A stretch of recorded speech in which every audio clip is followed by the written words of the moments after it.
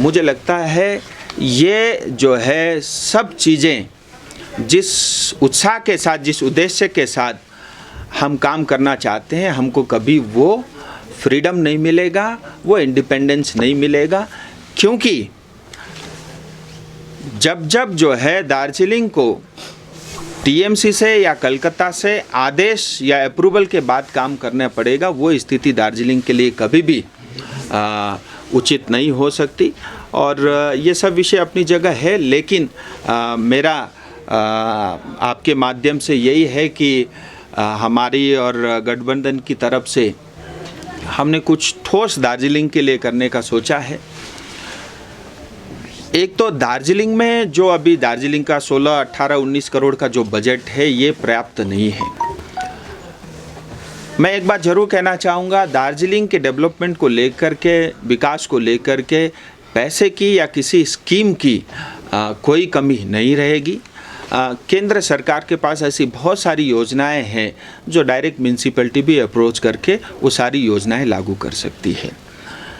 हम ये चाहते हैं कि दार्जिलिंग साफ़ सुथरा, स्वच्छ रहे, साफ रहे, क्लीन रहे, प्रगतिशील रहे, ऑनेस्ट यहाँ की बॉडी हो, ट्रांसपेरेंट हो, अकाउंटेबिलिटी हो और जनता के प्रति वो जवाबदेही हो।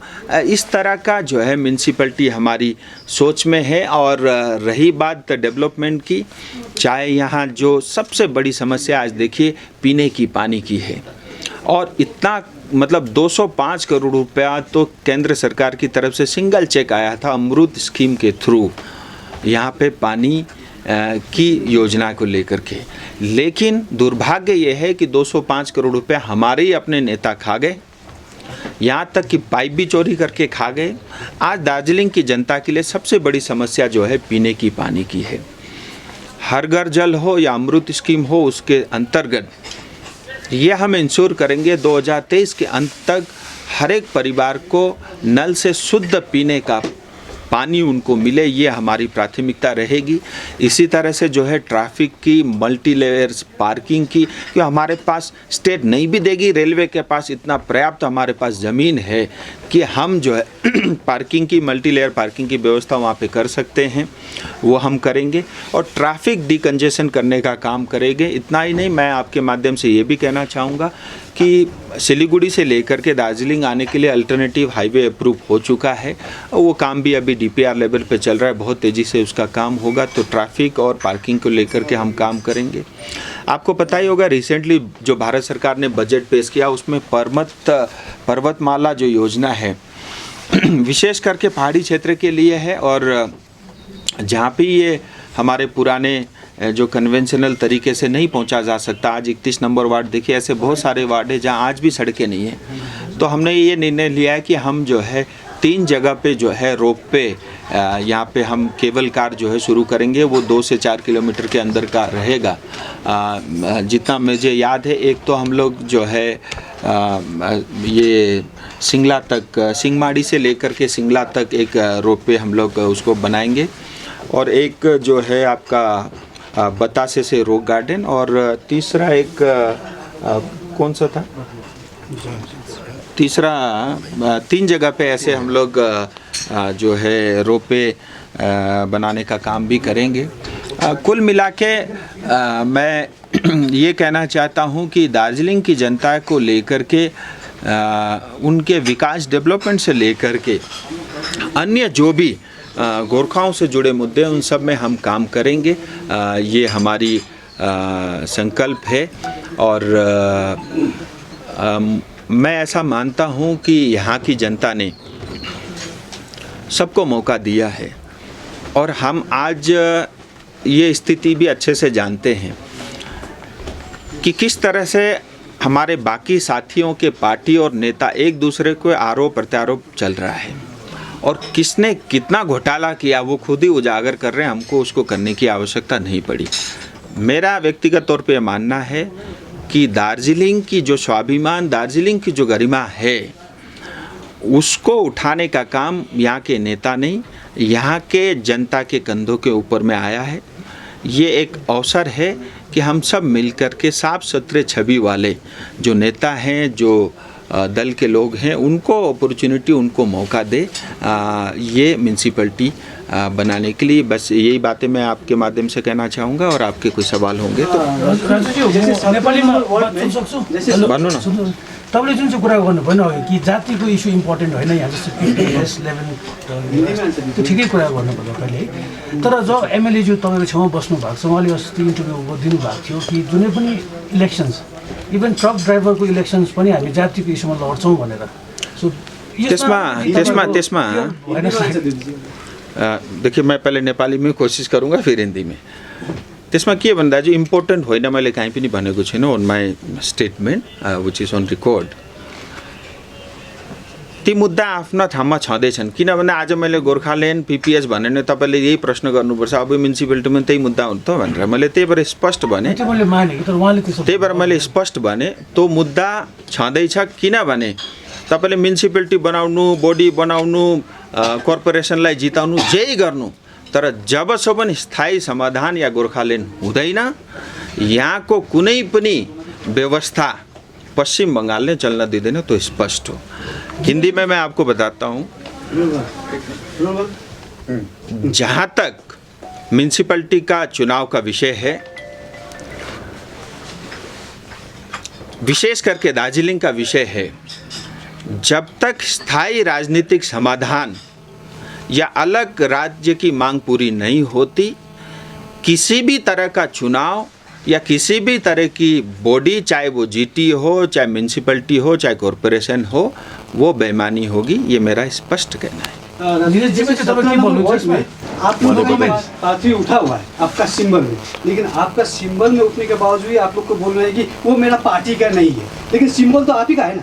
देखिए, सिंबल भी हमारा है, वो व्यक्ति भी हमारा है, जीएनएलएफ भी हमारे, सब पार्टी हमारी ही है। देखिए, एक बात तो ये है, ये दार्जिलिंग की मैं बोला ना खूबसूरती है, सब हमारे ही अपने ही तो लोग हैं। हम आखिर लड़ किससे रहे हैं?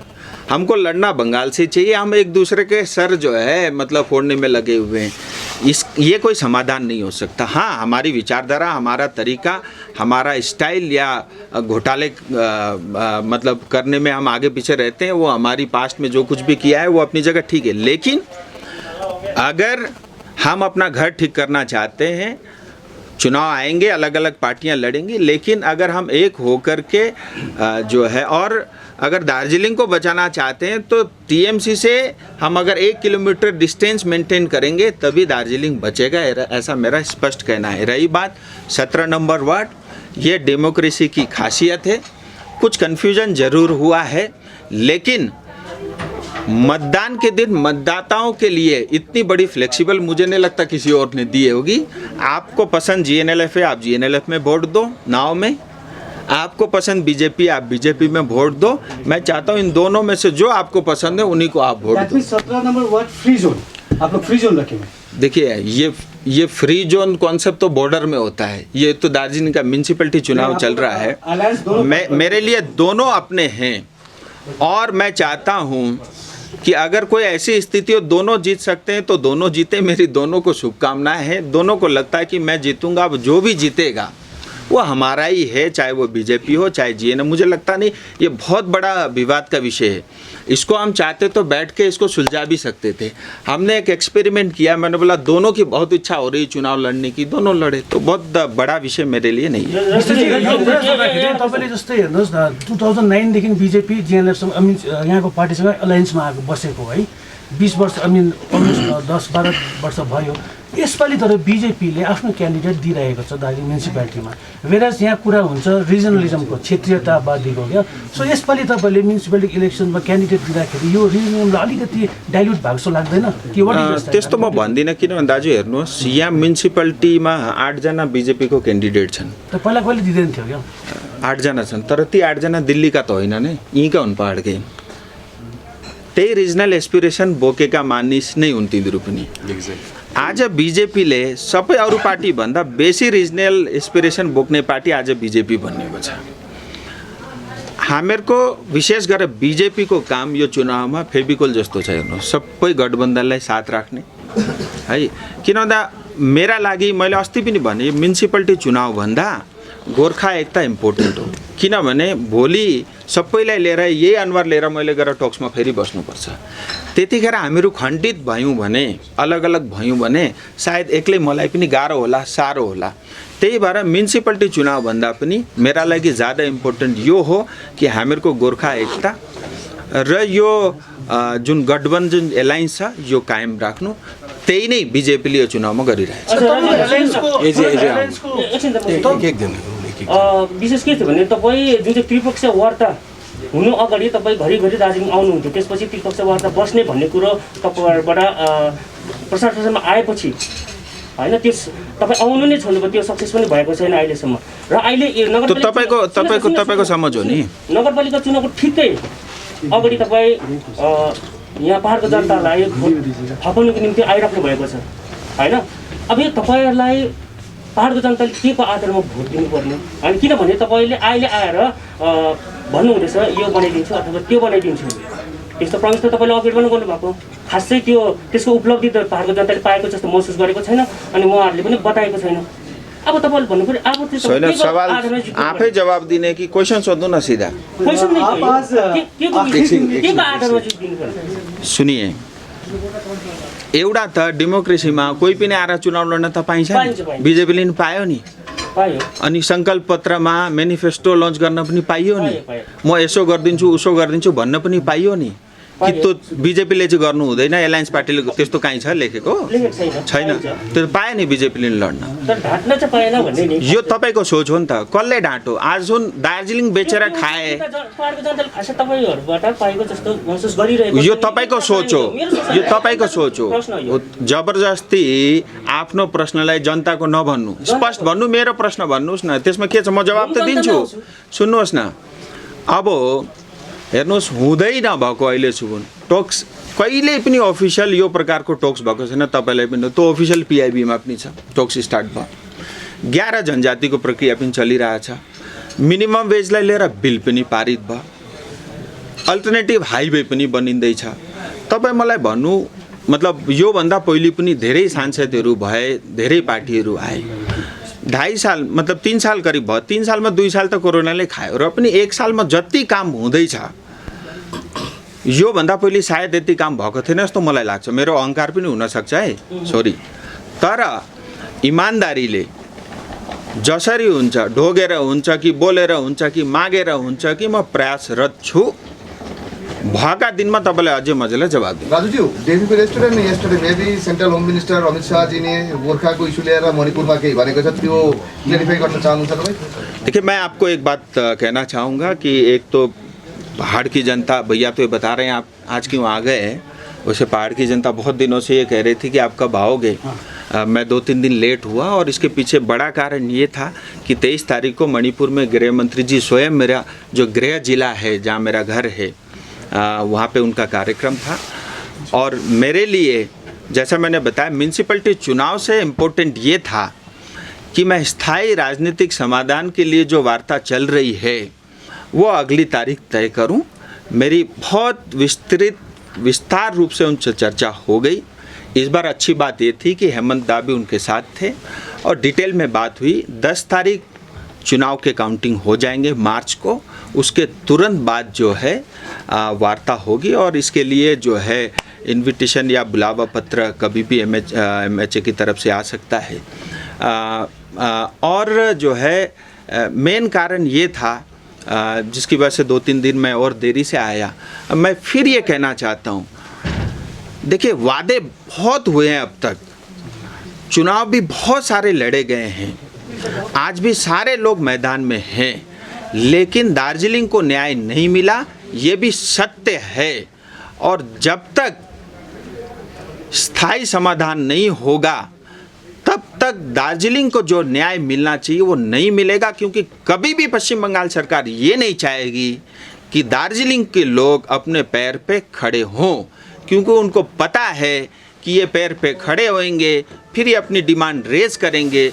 उनके लिए ये बहुत सरल है कि दार्जिलिंग की जनता को कमज़ोर करो, दार्जिलिंग से जितना रेवेन्यू कलेक्ट कर सकते हैं आप कलेक्ट करो, बदले में कुछ मत दो, ये स्पष्ट है। अगर आज देखिए हमारे बड़े बड़े नेता टीएमसी के आते हैं, पहाड़ में डेवलपमेंट की बात करते हैं, पट्टा की बात करते हैं, लेकिन ये भी सत्य है ना, 2 महीने पहले मुख्यमंत्री आके स्वयं ये बोलती है कि अगर मैं पर्जा पट्टा दूंगी तो मैं व्यापार कहाँ से करूंगी। ये तो ऑन रिकॉर्ड है, और दूसरे उनके नेता आकर के कहते हैं हम पर्जा पट्टा देंगे, तो ये दोनों बात तो सही नहीं हो सकती। सो इसीलिए ये सब चुनाव आएंगी जाएंगी, मेरे लिए आज भी ज़्यादा रिलेवेंट और इम्पोर्टेंट ये है कि हमारी वार्ता जल्द से जल्द हो और उसमें से जो निकलेगा वो दार्जिलिङ का भविष्य होगा। प्रधानमन्त्रीले त भन्नुभएको थियो 11 जातलाई हामी जनजातिमा दिन्छौँ भनेर। राजु विष्टले नि भनेको नि त यस्तो हो कि दाजु, हेर्नुहोस् के कारण हो? हेर्नुहोस् हरेक प्रोसेसमा जुन पनि काम पार्लियामेन्टका थ्रु हुन्छ त्यसमा टाइम लाग्छ। हेर्नुहोस् कुखुराको पोथी पनि ओथारा बस्दाखेरि 21-22 दिन बस्नै पर्छ। यो एउटा लङ प्रोसेस हो, तर फास्ट टक भयो, टकका बादमा ब्याकग्राउन्डमा आज धेरै गृह मन्त्रालयले काम गरिरहेको छ, धेरै मान्छे दार्जिलिङमा पनि घुमेर गए, यो हामीहरू सबैलाई पनि थाहा छ। सायद म चाहन्छु, यो मलाई विश्वास पनि छ, यो सेकेन्ड राउन्ड अफ टकमा केही न केही एउटा कन्क्रिट समाधान निस्किन्छ होला भन्ने मलाई पुरा विश्वास छ।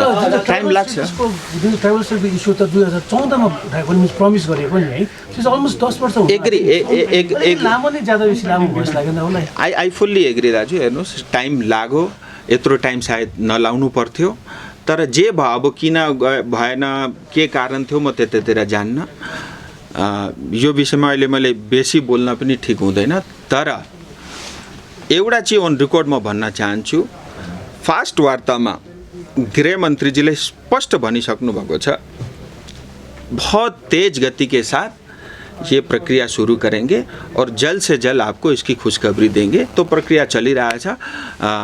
आई एम होपफुल कि चाँडै यसको केही न केही घोषणा अवश्य हुन्छ। स्ट्र्याटेजी चेन्ज गर्नुभएको छ, पहिला तपाईले डिमान्ड गर्नु हुँदै थियो, अहिले रिइन्क्लुजन भन्नुहुँदैछ। I think reinclusion is a better word. Is that a change of strategy तपाईले चेन्ज गर्नु? हेर्नुहोस् डिमान्ड होस् कि रिइन्क्लुजन होस्, मेरा लागि ज्यादा इम्पोर्टेन्ट यो हो कि त्यसको घोषणा होस्। तपाईले अघि भन्नुभयो नि यो इलेक्सन चाहिँ तपाईको युनाइटेड फेस देखाउनुको लागि हो, पल गोर्खाजहरूको युनाइटेड फेस देखाउनुको लागि हो भनेर है। And I think is a good message also. तर जुन चाहिँ म्युनिसिपालिटी इलेक्सनमा आउँदाखेरि जुन चाहिँ म्युनिसिपालिटी इलेक्सन हुन गएको छ, यसमा तपाईँको अलायन्स पार्टनर्सहरू अरू पनि छ नि, जस्तै सुमेटी, सिपिआरएम, एबिजिएलहरू पनि छ। उहाँहरूको एकजना पनि नेताहरू तपाईँको कुनै पनि क्यान्डिडेट जिएनएलएफको होस् या बिजेपीको लागि होस् आएर क्याम्पेन गरेको छैन या पक्षमा पनि बोलेको छैन मिडियामा। So how is the United face coming? या युनाइटेड फेस देखिएको छैन नि? हेर्नुहोस् हामीहरू त गठबन्धन एलायन्स दल नै भन्दैछौँ है। उहाँहरूका सम्पर्कमा म छु पनि, सबैसँग मेरो बातचित पनि भयो। उहाँहरूले मतलब पार्टीमा सरसल्लाह गरेर यही निर्णय लिनुभयो, भाइ हामी क्यान्डिडेट नदिने, क्यान्डिडेट तपाईँहरू दिनु, हामीहरू सबै साथमा छौँ, त्यति मात्रै। It's very simple. क्याम्पेन चाहिँ किन आएको छैन भन्ने कुरा? क्याम्पेन जहाँसम्म मलाई थाहा छ एकाध जग्गा आए पनि होला, आज पनि आउनु हुँदैछ है। अनि हामीहरू पनि त्यति फोर्स नगरेको, किनभने उहाँहरूले आफ्नो क्यान्डिडेट पनि दिएको छैन। तर हामीहरूले बारम्बार जति पनि हामीहरूको ठुलो कार्यक्रम हुँदैछ इन्भिटेसन उहाँहरूलाई पठाइरहेको छौँ। सो मतलब मुझे नहीं लगता ये बहुत बड़ा विषय है मेरे लिए। अच्छी बात ये है, देखिए मैं अलायंस पार्टी की बात करता हूँ, मन घिसिंग जैसा सीधा सिंपल और व्यक्ति जो है नहीं मिल सकता। आरबी राय सर जैसे इतने मैच्योर्ड और अपने डिमांड को पुरजोर तरीके से गृह मंत्री के सामने भी हंसते मुस्कुराते हुए रखने वाले व्यक्ति हमको नहीं मिल सकते।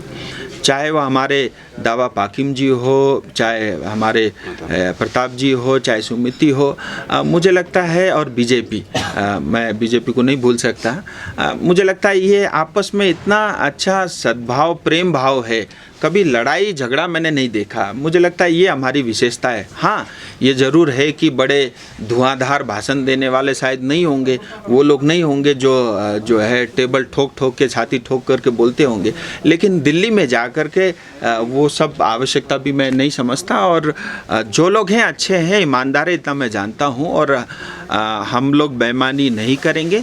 और मेरा ये क्लियर स्टैंड है, अगर दार्जिलिंग तराई डूवर्स की जनता को, मैं ऑन रिकॉर्ड बोल रहा हूँ, 2024 से पहले न्याय नहीं मिलेगा, राजू बिष्ट राजनीति से त्यागपत्र देगा और भविष्य में किसी प्रकार का चुनाव मैं नहीं लड़ूंगा। इतना प्रचार करके भी लड़े थे लेकिन वहाँ पर सक्सेस नहीं हुई सिलीगुड़ी में, तो लेकिन दार्जिलिंग में क्या आप आज एक दिन आके सक्सेस हो सकते हैं? देखिए, मैं वही बोला, दार्जिलिंग की तमाम जनता हमारी तो है। हमारी जनता जब हम ही है मैदान में तो हम हार तो हो नहीं सकती, जीती जीते। रही बात सिलीगुड़ी, 0 थे, लेकिन इतना दम लगाया कि हमने कोई कसर नहीं छोड़ी। और तब मेरे पास जो है मणिपुर और उत्तर प्रदेश का चुनाव भी नहीं था, मेरे पास समय था और मैं अपने चुनाव में जितनी मेहनत नहीं की थी उससे ज़्यादा मैंने सिलीगुड़ी में की। और कम सीटें आई हैं तो उसकी जिम्मेदारी मैं लेता हूँ, 5 आई है मैं अपनी पार्टी को देता हूँ। लेकिन एक सच्चाई ये है, 2 सीट बीजेपी की थी और पुलिस प्रशासन सरकार उनके साथ खड़ी थी, उसके बावजूद भी 2 से बढ़ के 5 हुए हैं। 25% वोट जो है बीजेपी को मिला है। मैं समझता हूं और मैं ये पूरा चैलेंज के साथ बोलता हूं कि ये 5 वार्ड के अंदर में जो काम होगा, जितने भी टीएमसी के वार्ड के काउंसलर है उससे ज़्यादा काम होगा और ये मैं करके दिखाऊंगा। ये भी मेरी जनता से अपील है। इतना ही नहीं, सिलीगुड़ी हो, दार्जिलिंग हो या पश्चिम बंगाल का कोई भी कॉरपोरेशन, म्यूनसिपैलिटी या सरकार आज 6 लाख करोड़ के कर्ज पे बैठा हुआ है। आप दीदी के हर दिन के स्टेटमेंट देखिए, कुछ करने की स्थिति में नहीं है। बैंक करप्ट होने वाली सिचुएशन आज पश्चिम बंगाल सरकार की है। हम सब का भविष्य बहुत अंधकार में है। इसीलिए मतलब जिस परिपाटी में जिस तरीके से स्टाइल से जो है पश्चिम बंगाल सरकार चल रही है, ये दुर्भाग्य है। जल्दी इनको अपना रास्ता तरीका बदलना होगा। बहुत भारी इन्वेस्टमेंट जो है लाने की आवश्यकता है, भारी परिवर्तन जो है, क्योंकि 5 साल सरकार है, ये मेरी भी सरकार है, और अपने तौर तरीके को बदल करके जो है बंगाल को सुरक्षित रखना और बंगाल को प्रगतिशील रखना, ये टीएमसी सरकार का काम। जुन चाहिँ तपाईँ राजनीति छोड्छु भनेर सेकंड फेज हो सकता है, इसे कुछ पॉसिबिलिटी दिखाई दे रहा है आपके पास? पहले आप 1 मार्च से 8 अप्रैल तक इनसाइड में टाइपरेट टॉक की सेकंड फेज हो सकता है। ये दादा भी ऐसे सवाल पूछते हैं जैसे इनके पास स्पेसिफिक जवाब हो, देता हूँ। सम्म केही दिएन भने तपाईँले राजनीति छोड्छु भन्नु है, सो लाइक इट्स देखिए, मैं नेशनल स्पोक्सपर्सन बीजेपी को मैं अभी दार्जिलिंग का सिर्फ सांसद हूँ। मेरा राजनीति में आना कोई उद्देश्य नहीं था, मैं आज भी राजनेता नहीं हूँ। और मुझे मौका मिला 5 साल दार्जिलिंग की जनता का सेवा करने का, 2.25 साल करीब होने को है। आज तक मैंने कोई छुट्टी नहीं ली, मैं बच्चों को लेके कभी घूमने नहीं गया हूँ। मैं ये विषय आया मैं इसलिए रख रहा हूँ, खैर ये बहुत पर्सनल चीज़ें हैं। और मैं दिन रात मेरे मन में यही रहती है कि जिन्होंने मुझे वोट दिया है, कल मैं राजनीति से दूर रहूं तो लोग मुझे गाली ना दें, लोग ये ना कहे कि बहुत घटिया किस्म का सांसद था। मुझे इस बात का बहुत डर रहता है। इसीलिए मैं प्रयास करता हूं कि जनता ने जो आशीर्वाद, जो प्यार मुझे दिया है, दिन रात एक करके भी मैं उसके लिए करूं। और मेरी पार्टी से, मेरे शीर्ष नेताओं से बार बार दार्जिलिंग का विषय को लेकर के चर्चा हुआ है और मुझे पूरा विश्वास है कि अगर कोई समाधान करेगी तो भारतीय जनता पार्टी ही करेगी। दम भी है और किया भी है और कोई कर नहीं सकता, ये मैं लिख करके दे सकता हूँ। अगर इस 5 साल के दौरान भी, क्योंकि मैं इतनी बार जनता को बोला हूँ, अगर ये काम नहीं होते तो मेरा सांसद बन के इस कुर्सी में बने रहना ये मेरे से होगा भी नहीं। और मुझे लगता है ये मेरे व्यक्तिगत उसके लिए भी उचित नहीं है। और फिर मैं ऐसा मानूंगा कि मेरे से ये काम नहीं हुआ और मैं ज़्यादा पसंद करूंगा कि मैं दूसरों को जो है कुर्सी दे दूं। और तपाईँको इन्टेन्सन माथि मैले सोधेको होइन कि तपाईँको हेर्नुहोस् है, तपाईँको इन्टेन्सन माथि मैले सोधेको होइन।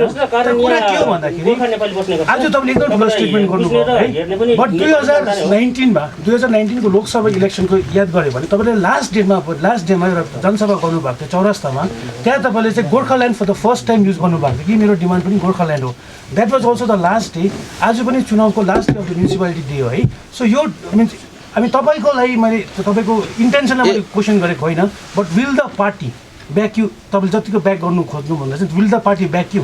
हेर्नुहोस्, आज पनि ब्याक गरिरहेका छन्। हिजो मात्रै मणिपुरमा आएर गृहमन्त्रीले बिजेपी भनेको गोर्खाको पार्टी हो भन्नुभयो। अनि कुनै पनि नेसनल पार्टीको सङ्कल्प पत्रमा हामीहरूको स्थायी राजनीतिक समाधान लेखेको छैन। हेर्नुहोस्, न कङ्ग्रेसले न कुनै XYZ पार्टीले। अनि आजसम्म पनि जति पनि टक्स भए या पार्लियामेन्टदेखि जति पनि रिप्लाईहरू आउँदैछन् त्यसले पनि त्यही प्रमाणित गर्छ। मलाई पुरा विश्वास छ मेरो पार्टीमाथि। व्यक्तिगत सम्बन्ध पनि छ, व्यक्तिगत तौरमा पनि कुरा हुन्छ। तर एउटा मतलब हामीहरू सबैलाई थाहा छ बङ्गालको स्थिति कस्तो छ, आज देशको स्थिति। धेरै कुराहरू हेर्नुहोस्, राजनीतिमा सबै कुरा बोलेर मात्रै पनि हुँदैन, धेरै कुरा नबोली पनि गर्नुपर्छ। एन्ड आई एम स्योर कि बिजेपीले न्याय अवश्य गर्छ, चाँडै नै गर्छ। तपाईँले जुन 19 को कुरा गर्नुभयो, हेर्नुहोस् आज पनि मन्दिरका छेउमा गएर तपाईँले बोल्न लाउनु, म त्यही बोल्छु, नाट्दिनँ। तर म एउटा कुरो पनि स्पष्ट बताउन चाहन्छु, मेरो चुनावको दिनमा थिएन त, मेरो चुनाव त भइसकेको थियो, भोट पनि हालिसकेका थिए। त्यो एमएलएको बाई इलेक्सनको चुनावको दिन थियो।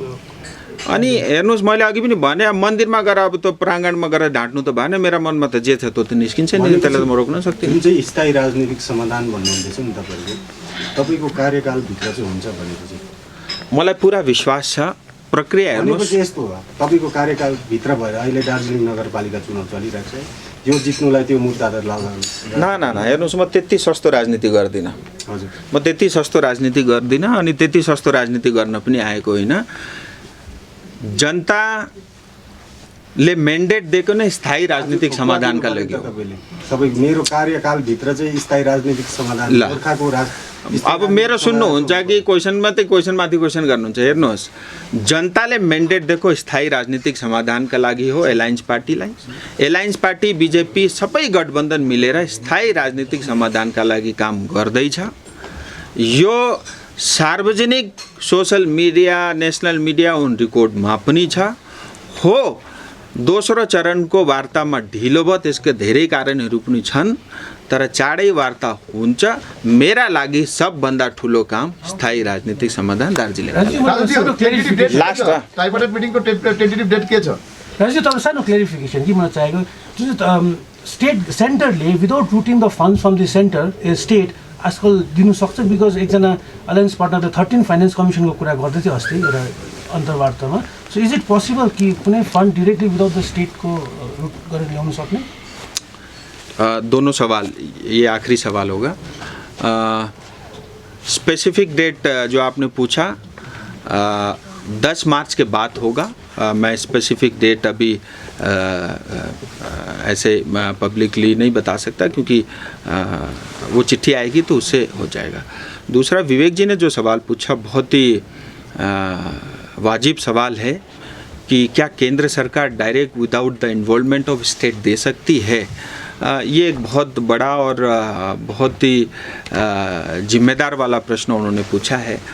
मैं आपके माध्यम से बताना चाहूँगा, 2014 के बाद भाजपा की सरकार बनी, उसके बाद हमने देखा है कि किस तरह से गांव, पंचायत, म्यूनसिपलिटी, कॉरपोरेशन को मजबूती देने का काम भारत सरकार ने किया है। और बहुत सारे ऐसे स्कीम है जो डायरेक्ट जो है म्यूनसिपलिटी को दिया जाता है। हमारे 2, 4, 5 बड़े काम है वो स्टेट की तरफ से हो भी नहीं सकते। और मुझे पूरा उम्मीद है, चाहे वो रोपवे हो, चाहे हाईवे का विषय हो, चाहे पानी का विषय हो, जो प्रमुख हमारे विषय हैं, कुछ रेलवे से जुड़े हुए मुद्दे हैं, मुझे लगता है 4-5 काम भी अगर मैं अपनी जनता के लिए 5 साल में कर सकता हूँ, मैं मानूंगा कि मतलब अपने आप में ये बहुत बड़ा काम हुआ है। सो मुझे लगता है ये बहुत बड़ा विषय नहीं रहेगा। हाँ, विवेक जी ने जो पूछा, बहुत सारे प्रोजेक्ट ऐसे होते हैं वो उस स्टेट के थ्रू ही रूट होकर के आते हैं, क्योंकि ये अपने आप में जो है मतलब जो फेडरल स्ट्रक्चर में होता है। जैसे सैनिक स्कूल बनना था, इन्होंने MOU साइन नहीं किया तो अटका हुआ है। कालिम्पोंग को मेडिकल कॉलेज मिलना था, उस पे इन्होंने कुछ नहीं किया तो वो अटका हुआ है। माटीगाड़ा में कोई एससी बच्चों के लिए हॉस्टल बनना था, वो अटका हुआ है। ऐसा भी होता है, बट बहुत सारे काम ऐसे हैं जो डायरेक्ट किया जा सकता है। हम प्रोजेक्ट बना करके भेजेंगे और भारत सरकार से स्वीकृति लेंगे।